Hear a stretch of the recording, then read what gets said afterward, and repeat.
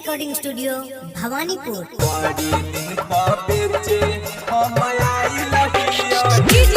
मुकेश बाबू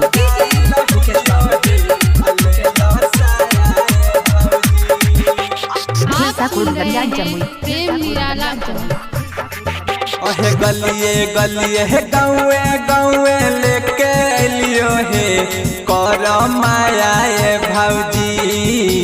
गलिए गलिए गाँवे गाँवे लेके लियो हे कर माया भौजी।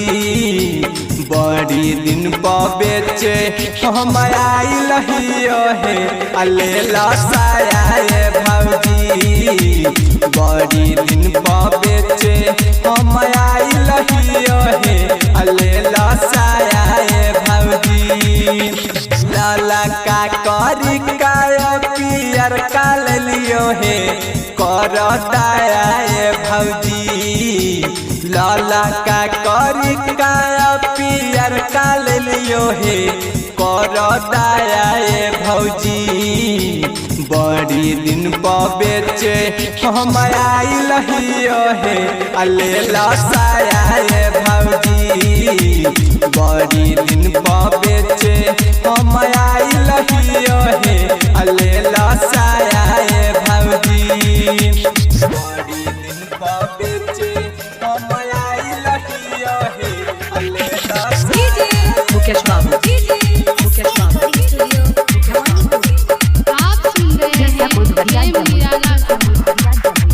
आहे झिंझिर लागल चैन बाला लेके लियो हे कर माया भौजी।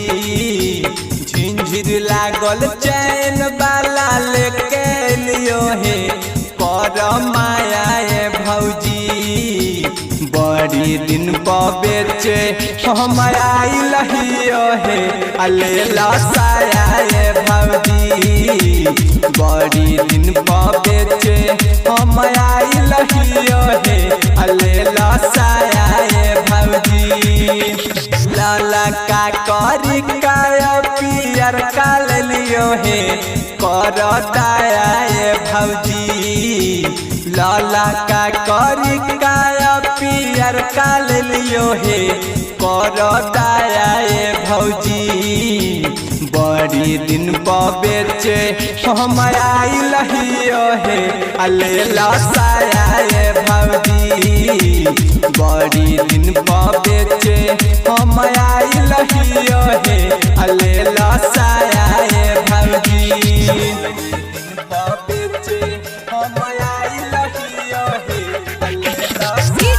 मुकेश बाबू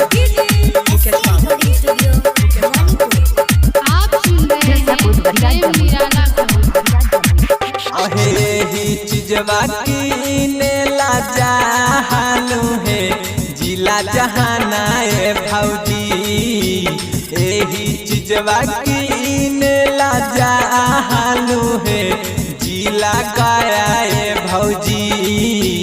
बड़ी दिन पर बेचे हम आइल हियो हे अले लसाया भौजी।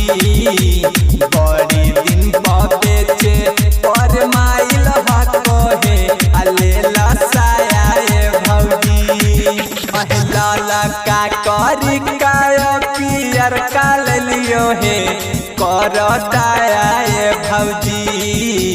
लाला का करी का पियर का लियो हे कर दाया भौजी।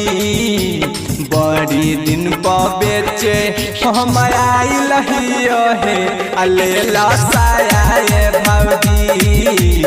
बड़ी दिन पर बेचे हम आइल हियो हे अले लसाया भौजी। लेला ना रिकॉर्डिंग स्टूडियो भवानीपुर।